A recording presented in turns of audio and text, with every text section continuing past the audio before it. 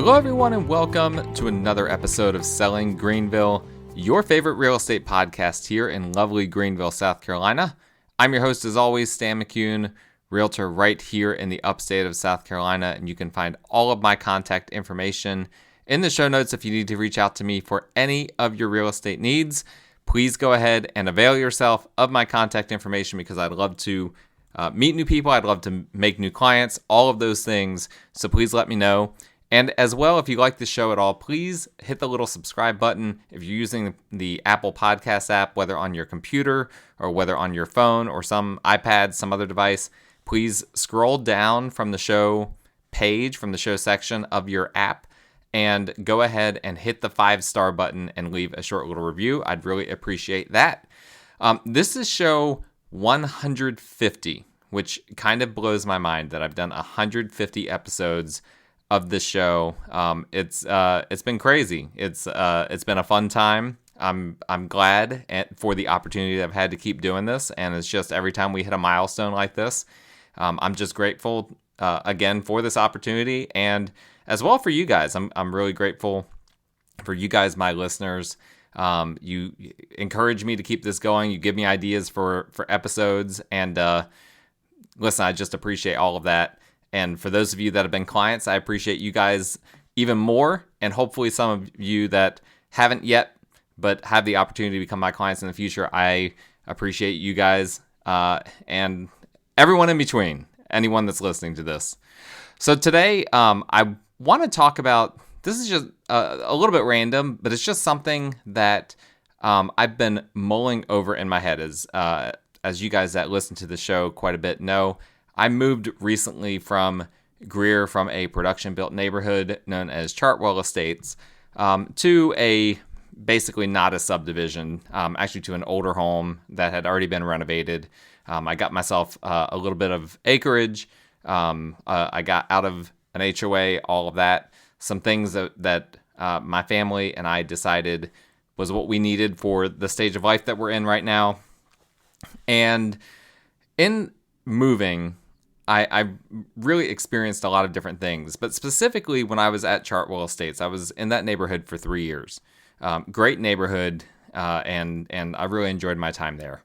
In those 3 years, I really found something fascinating about the dynamic between Chartwell Estates and another neighborhood across the street from it known as Shelburne Farms.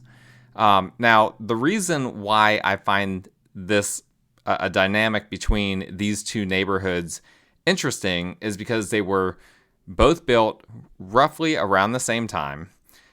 They are both production-built neighborhoods, both at similar price points with similar builders, not the same builders, but similar builders, similar type of construction, and kind of targeting the same types of potential home buyers when they were built at the end of the day. Very similar finishes, similar looks, all of that kind of stuff. And before I get into that, I should just clarify one thing. So obviously I know these neighborhoods well. I lived in one of them. I lived in Chartwell Estates. Sorry, my phone just went off, just started talking about something. I don't know what that was. I lived in Chartwell Estates, obviously, for several years. I was on the HOA board at Chartwell for a time. And actually, this is kind of an interesting factoid. I have been one of the realtors in the 2 most expensive sales that have ever happened in Chartwell Estates. Most recently, I listed and sold my home just a few months ago, which was the most expensive home ever sold in either Chartwell Estates or Shelburne Farms, and quite frankly, it's not even close. It was by a wide margin. Now, when I lived in Chartwell, I would often go across the street and take walks in Shelburne Farms, and some of my best friends and my wife and my kids' best friends, they live over there, and we've spent a ton of time over there. Actually, church that I used to go to, our small group used to meet at their house. So we would go to Shelburne Farms even before we lived in Chartwell Estates, like every week. And so our kids have been over there at their pool, in their playground, all that kind of stuff. And so we've gotten to know even that neighborhood through a variety of means, not as closely as Chartwell Estates, obviously, but closely enough. Now, on a surface level, these neighborhoods look nearly the same. Homes ranging from 10 to 20-ish years old, in the exact same area of Greer. Like I said, these neighborhoods are right across the street from each other on Gibb Shoals Road. Same school district. They had, like I said, similar builders for a good portion of the homes in both neighborhoods. They both have a pool. They both have common areas. They both have sidewalks. They both have an HOA. That's about the same price. But that is where the similarities end. Chartwell Estates, like most neighborhoods, had multiple phases of development. You'll see sometimes when you drive by a subdivision that's going up, it'll say, phase 3, blah, blah, blah.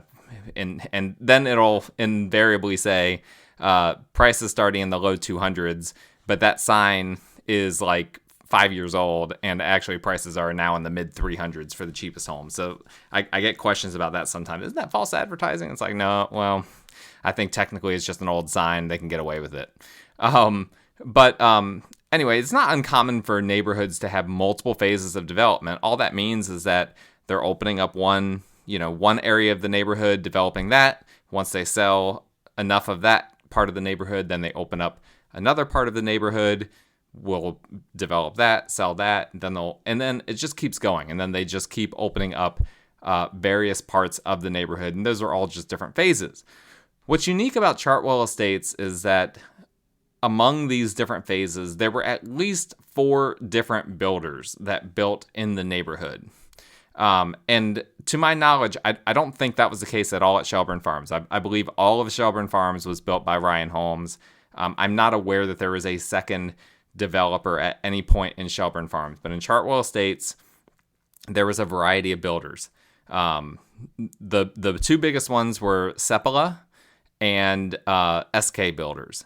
I believe also that Crown and perhaps even Lennar was in there. And then there was also, and I don't know who built these, but there are some almost like stately looking houses right when you come into the community that have been converted into different things, including the clubhouse. The clubhouse was actually originally going to be a single family home. There was a builder that had an idea for making it a really expensive neighborhood, but then that builder, the way I understand it, ran out of money, and they only built 3 homes and then had to abandon.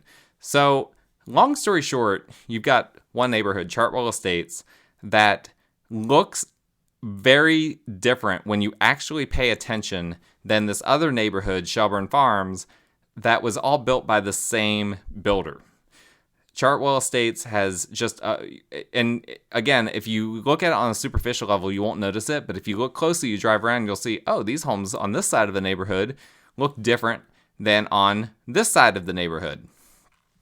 You'll see as well that in Shelburne Farms, it's almost exclusively 2-story homes. That is the vast majority of the homes in that neighborhood, whereas Chartwell Estates has a huge variety. There are 2-story homes, not actually a ton of them, but there are some 2-story homes. There are basement homes in Chartwell Estates, and there's a lot of ranches, just single-story homes. Like I said, I don't know if there are any ranches in Shelburne Farms. There probably are, but the vast majority are going to be 2-story in that neighborhood. Chartwell Estates has a townhome section, so there's a whole row, actually a few rows, of just townhomes. Shelburne Farms does not have that. In Chartwell Estates, and again, this is because of all these different developers that came through here and did a lot of different things, and there wasn't a clear, unified plan for how to develop this neighborhood. The sidewalks in Chartwell Estate are a bit choppy and kind of nonsensical. Like it doesn't make a whole lot of sense, like when a sidewalk ends or when it begins. There are, various like easements that cut up the sidewalks, just not great sidewalks in that neighborhood as a whole, whereas Shelburne Farms, having that one developer, the sidewalks are fantastic. I mean, it's a great neighborhood to walk in. I already referenced that I would go across the street, and Gibb Shoals Road is not a pleasant street to walk across. But I would do that just so that I could get to those really nice sidewalks there in Shelburne Farms. Both neighborhoods have a community pond, but the Chartwell Estates community pond is pretty difficult to access without trespassing. And this was a big bugaboo for some of the people there, that they would have people kind of cutting through their yard in order to access the community pond. On the flip side, Shelburne Farm also has a pond, but it's extremely accessible, viewable from a large portion of the neighborhood, and it's just right there in the middle common area. Like, there is no trespassing involved. You don't have to cut through anyone's yards or even come close to anyone's yard in order to get to that pond. Similarly, the common areas of Chartwell Estates are nearly non-existent. They developed that neighborhood as much as they possibly could, and the main section that wasn't developable, they still took all the trees down. And then he even sold it to someone who doesn't keep up with the landscaping, which is very frustrating. When I was on the HOA board, there was a discussion about purchasing that land back, and the person was willing to sell it back to the community for the price that he bought it for. And the HOA president refused and said, and he basically had a bunch of yes men on the board, and so whatever he said was just done. And he basically said, no, he can't develop it. It's not worth anything to him. If he wants us to buy it, it's going to be pennies on the dollar from what he bought it for. So instead, what we have is just an overgrown, what could be a common area, but instead is actually private property, so you can't go on it. So it's neither developable, it's also not usable as a common area. Whereas Shelburne Farms, on the other hand, when Ryan Holmes went in there, the middle portion of the neighborhood, they left all the trees up, and they, put a retention pond in there, and it kind of forms the central point of the community, and it just gives it a more attractive look. And there are trails back in there. I've never done any of the trails, but there are some trails into the woods, and it's just something, a nice little added bonus for the neighborhood. Shelburne Farm also, in contrast to Chartwell, has nice little touches like dog poop bag dispensers near the sidewalks, metal benches by the pond, etc. Things that Chartwell Estates doesn't have. Okay, so I've just listed off a lot of key differences between these two neighborhoods. And you're probably thinking, well, Shelburne Farm sounds a lot nicer than Chartwell, right? Yes, from a neighborhood standpoint, that is a logical conclusion to come to. But between the two neighborhoods, by far, the nicer homes are in Chartwell Estates, because Chartwell had the final phase completed by SK Builders, which in my opinion is one of the better, among the cost-effective production builders, SK is one of the better ones. And I'm not going to say anything negative about Ryan Holmes on here, but I would prefer SK Builders. Generally speaking, they do better touches on their homes. 30-year roofs typically as opposed to 20-year roofs, granite countertops as opposed to laminate countertops, hardwoods, and nicer carpet as opposed to, laminate type of floor surfaces, nice crown molding as opposed to no molding. Just all of these things. They just make a good home. And Ryan Holmes is really just a budget type of developer. That is their niche. SK is just a step above that. So here's where I find this all interesting, and this is where I'm going with all of this. We have one community, Shelburne Farms, in the same area as Chartwell Estates, with a nicer common area and community amenities, generally larger homes, because a lot of those SK homes are ranches and they're smaller. And then you have a community across the street that was built around the same time. At least development started. The first phase was around the same time, with homes that were built nicer in general. And those nicer homes tended to be more in the final phases, so they are also newer than the homes in Shelburne Farms. And so what ends up being more important to people? Is it the home or is it the neighborhood? And from my time being in Chartwell, I felt like something changed in terms of people's perceptions of these two neighborhoods. And part of this isn't just a gut feeling from like hearing people talk at the pool. Some of this is just as I'm monitoring, I look at every home that comes on the market in Greenville MLS every day. And some of this is as I see homes coming for sale, it's like it felt like something changed where like Chartwell Estates was consistently more expensive than Shelburne Farms for a good stretch there. And then something flipped. And so I decided, you know what? This is an interesting possibility. Let's go back and let's track over the past decade or so what exactly has happened. So I went back to 2010 to look at what these neighborhoods sold for on average. Technically not average, but looking at medians. Obviously, I took out the townhomes because that's kind of a confounding type of data piece. So I only looked at single-family detached homes, and I looked in 2010 at both neighborhoods. And lo and behold, the numbers are almost identical. Let me pull these numbers up here. 2010 Shelburne Farms median list price was $154,900. So basically $155,000 list price, and the median sold price was $150,000. On the flip side, Chartwell Estates, the median list price was $147,675, and the median sold price was $147,500. So we're talking about the sold price, the median sold price between these two communities was different by basically $2,500. Almost identical, a 1.67% difference. The price per square foot, also almost identical. And this is an important measure because, like I said, generally speaking, Chartwell is going to have smaller homes than Shelburne. Now, there's one big exception, and that's actually the largest homes out of all of them between the two are in Chartwell Estates, those basement homes. But generally speaking, on average, the homes in Shelburne are larger than the homes in Chartwell. So we need to look at the price per square foot. The price per square foot in Shelburne was $77.11, and in Chartwell it was $78.23. Again, that's negligible. That's basically the same.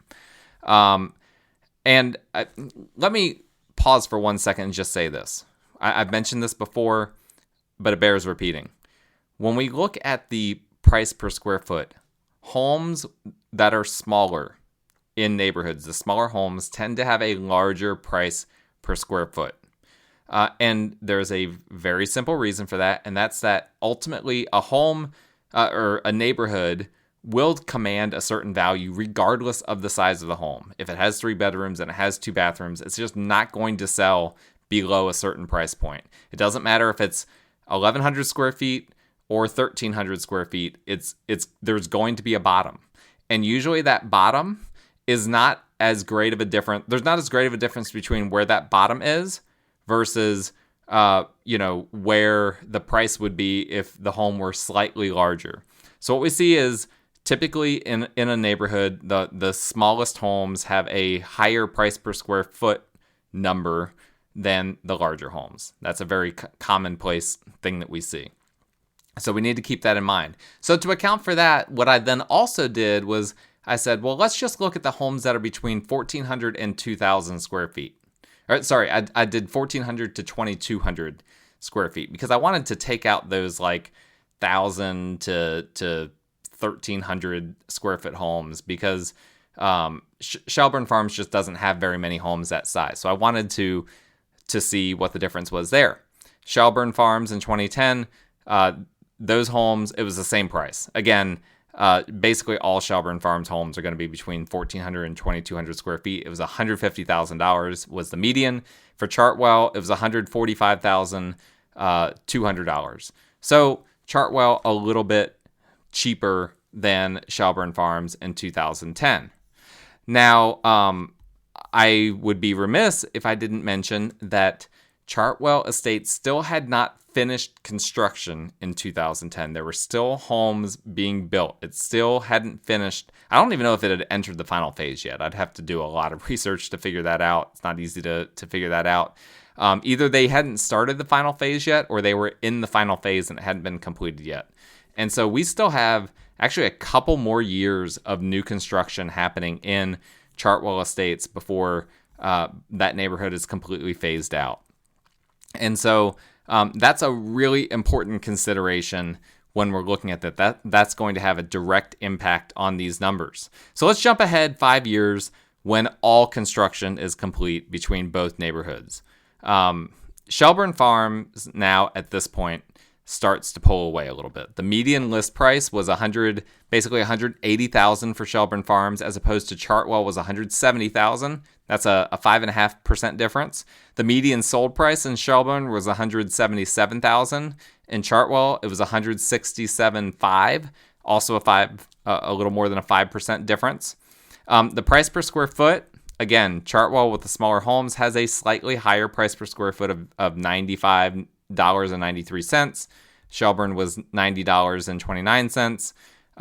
So Chartwell has the edge there by 6.25%. But then when you look at homes between, where we have the biggest gap, homes that are between 1,400 and 2,200 square feet, Shelburne Farms on average sold those for $175,500 and Chartwell for $160,000.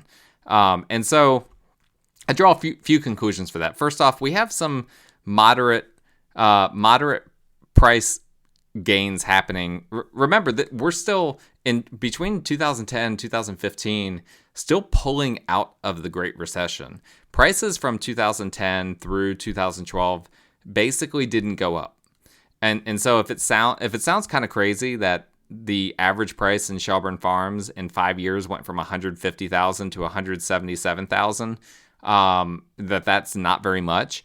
Well, it's not very much in comparison to what we've seen more recently. But when you think about the dynamic that we still had all of this economic stagnation, particularly in the housing market, that helps to explain what was going on there.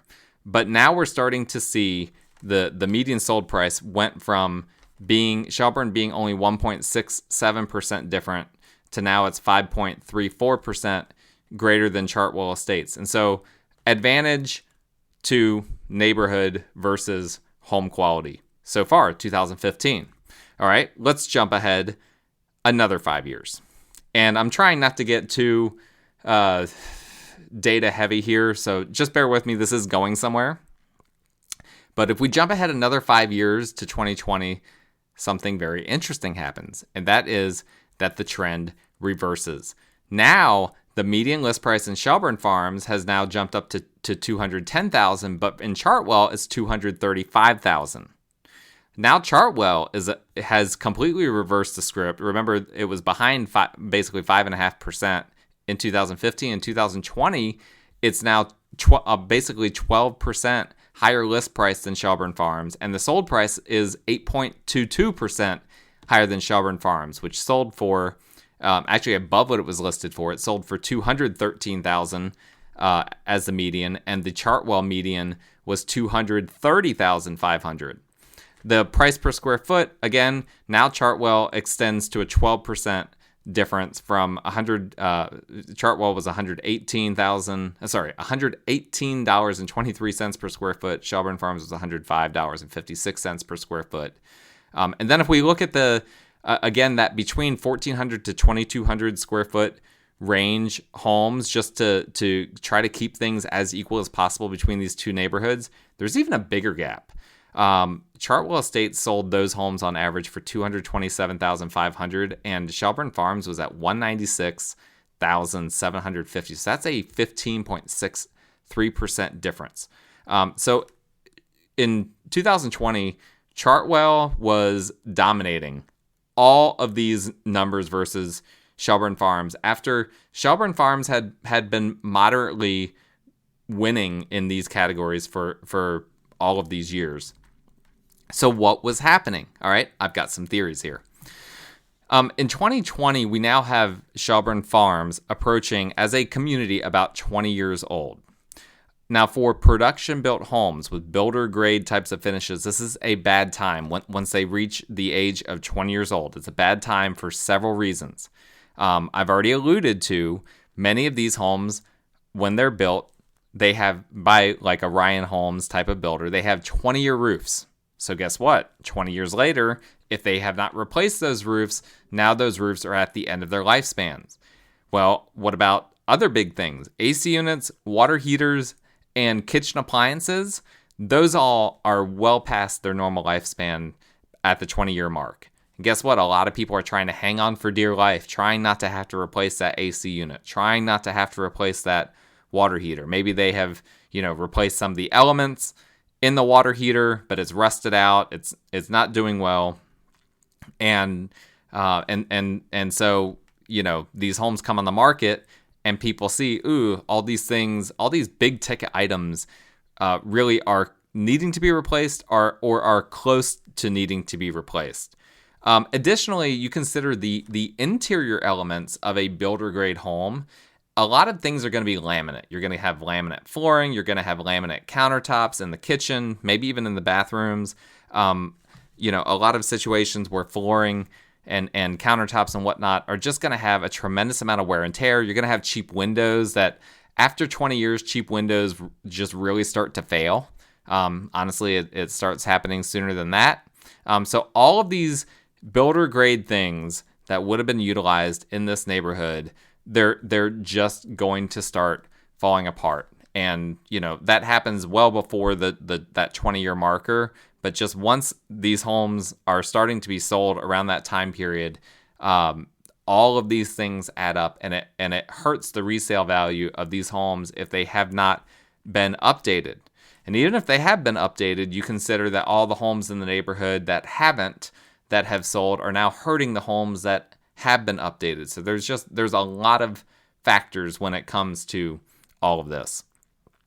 Now, remember in 2020, Chartwell still has some homes that are less than 10 years old, because the way I understand it, Chartwell finally finished building in 2012. So in 2020, there are still some homes that are less than 10 years old, and many of the homes in this community are going to have 30-year roofs, granite countertops, nicer flooring, all of these things.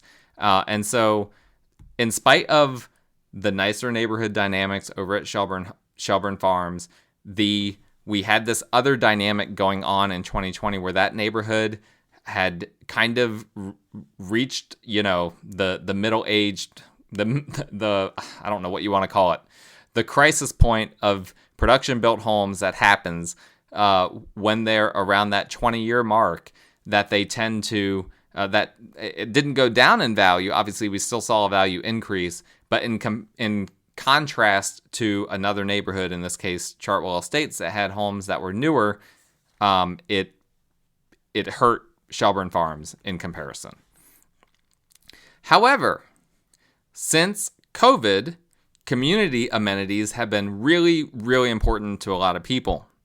And as I said earlier, this is where Shelburne Farms really outperforms Chartwell Estates. And so a fascinating thing happens when we look at 2022 sales.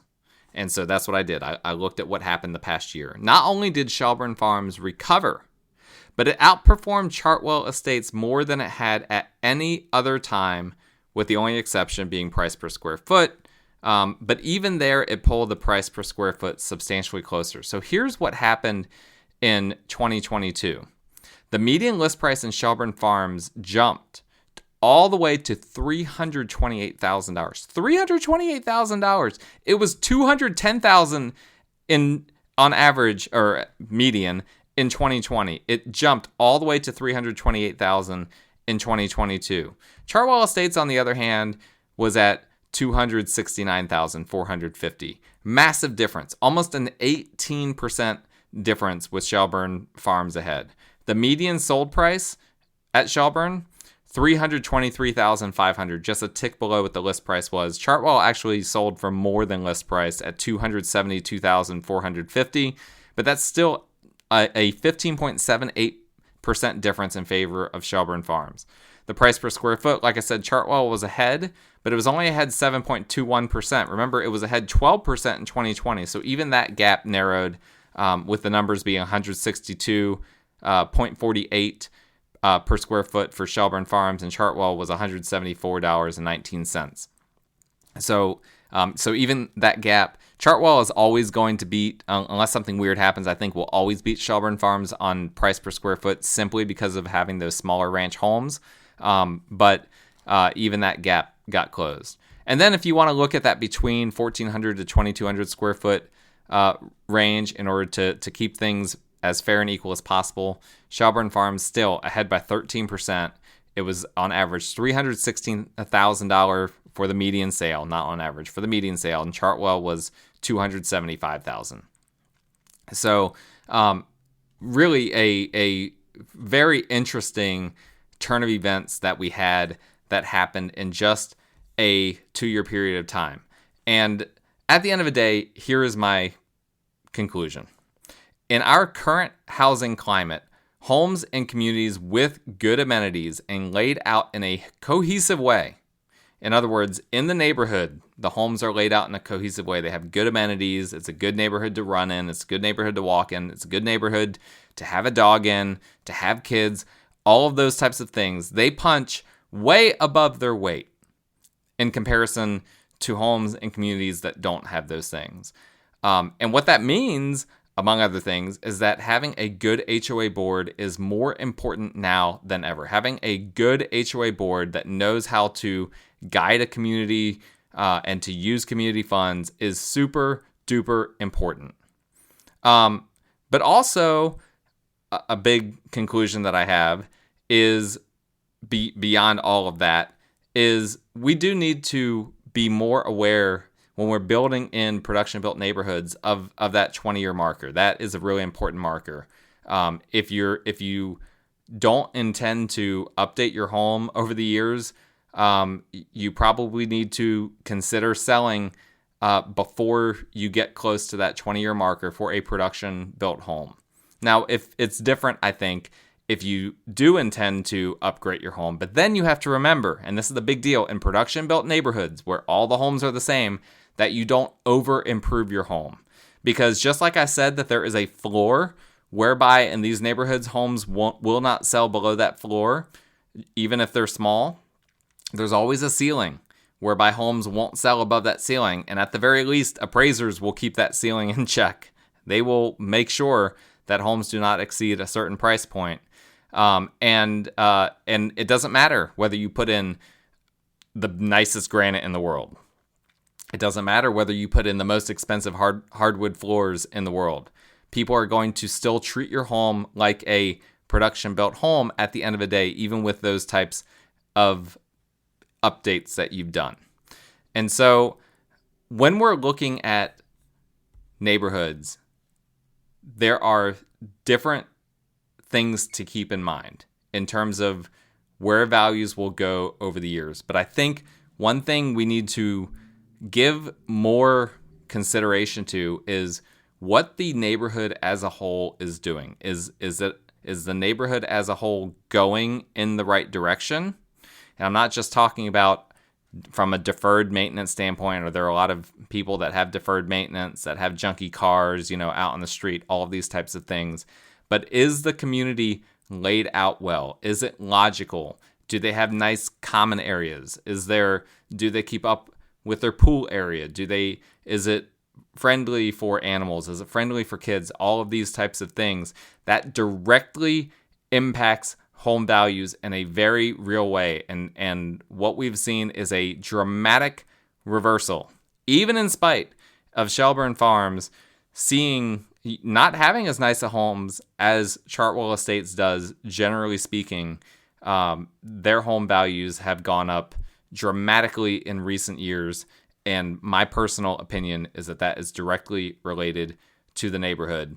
And so I use those two as an example because I know those two very well, and they're very close to each other, and they were built about the same time, so it's a good sample to pull from. But I think that this applies to a lot of other neighborhoods in the upstate, and perhaps even outside of the upstate. As you guys know, I always caveat, I'm only a real estate expert in the upstate of South Carolina. I have no idea what's going on in Chicago or San Diego or Las Vegas, besides some stats that I, look at online. But I can only speak to what it's like here in the Greenville area. Now, if you would like to move to or within the Greenville area, you can feel free to reach out to me. My contact information is in the show notes if you need to reach out to me for any reason. If you enjoyed episode 150 of Selling Greenville, then please subscribe to make sure that you don't miss episode 151.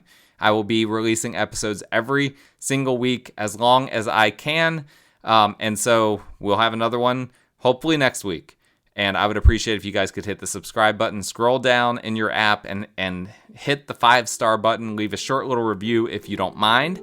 And I hope you guys stay safe. We will talk again next week.